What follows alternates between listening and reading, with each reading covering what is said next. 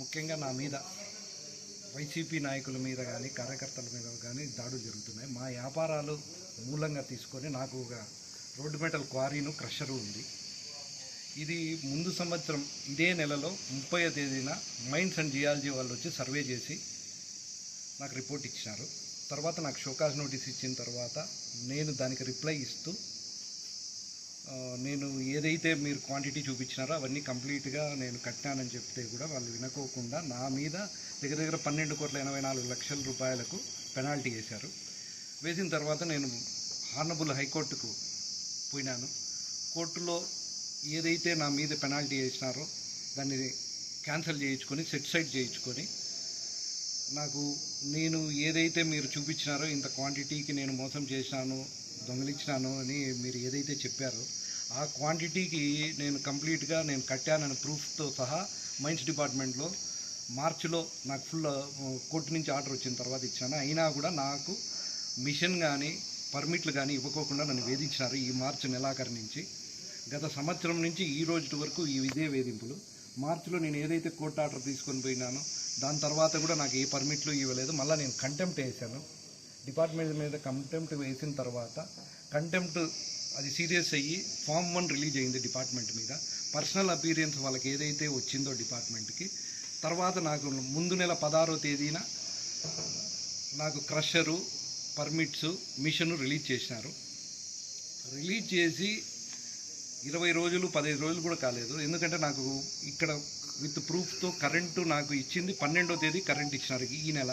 ఈ 12వ తేదీ నుంచి ఈ రోజు వరకు దగ్గర 12 రోజులు అయింది. ఈ 12 రోజుల్లో కూడా నేను ఒక 2-3 రోజుల కంటే ఎక్కువ మిషన్ కూడా రన్ చేసింది లేదు. ఎందుకంటే ఈ కమిన్స్ చేసుకోవడానికే సరిపోయింది. ఇప్పుడు కొత్తగా ఈ రోజున విజిలెన్స్ ఎన్ఫోర్స్మెంట్ వాళ్ళు, మైన్స్ అండ్ జియాలజీ వాళ్ళు, పొల్యూషన్ వాళ్ళు ముగ్గురు మళ్ళా ఇదే డిపార్ట్మెంట్ ఇదే రీజన్తో ఈరోజు మళ్ళా వచ్చి ఇక్కడ దాడులు చేస్తున్నారు. కేవలం కక్ష సాధింపు చర్యలే తప్పితే ఏం లేదు. ఇది కంప్లీట్గా కందికుంట వెంకటప్రసాద్ గారు మా కదిరి ఎమ్మెల్యే గారు చేయిస్తున్న దాడులే ఇవి. అతను పొలిటికల్గా ఎదుర్కోలేని పక్షంలో ఆర్థిక మూలాలు దెబ్బతీయాలనే కేవలం ఉద్దేశంతోనే ఆయన చేస్తున్నాడు. దీన్ని మేము కోర్టు ద్వారానే కంప్లీట్గా వీళ్ళకి డిపార్ట్మెంట్కి సహకరిస్తూ కోర్టుకు పోయి కోర్టు ద్వారానే మేము తెచ్చుకుంటాము. ఇక్కడ జరుగుతున్నది ఏంటంటే నేను కంప్లైంట్ చేసిన 4 ఇక్కడ నాకు మిషన్ కాకోకుండా 4 కంకర్ మిషన్లు ఉన్నాయి. ఈ 4 కంకర్ మిషన్లు మీద కూడా నేను కంప్లైంట్ ఇచ్చి సంవత్సరం అవుతా ఉంది.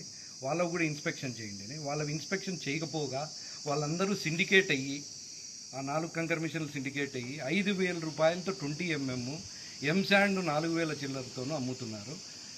ఇంతకు ముందు ఉన్న రేటుకి గత ప్రభుత్వం ఉన్న రేటుకి ఇప్పటికీ రేటు పోల్చుకుంటే దగ్గర 2,200 రూపాయలు అదనంగా అమ్ముతున్నారు.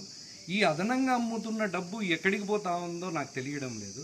ఇప్పుడు నా మిషన్ రన్ అయితే ఈ సిండికేట్ దెబ్బతింటుంది, నేను తక్కువ రేటుకే ఇస్తాననే ఉద్దేశంతో నా మీద దాడులు చేస్తూ ఇదే పంతనం కట్టుకొని పోతున్నారు ఎమ్మెల్యే గారు. ఆయనకి వేరే ఏమీ లేదు. అతను చేస్తున్నదన్నీ ఇవే పనులే. ఈ సంవత్సరం అతను ఏదైనా సాధించినాడు అని అంటే ఈ కంకర్ మిషన్ మీద, మట్టి మీద, ఇసుక మీద, లిక్కర్ మీద ఇదే వాళ్ళు సంపాదించుకోవటము, అతను బాగుండాలా అనే ఉద్దేశంతోనే ఇది చేస్తున్నాడు తప్పితే వేరే ఏమీ లేదు. మేము మళ్ళీ కూడా ఇప్పుడు జరుగుతున్న దాని మీద కూడా లీగల్గానే పోతాము.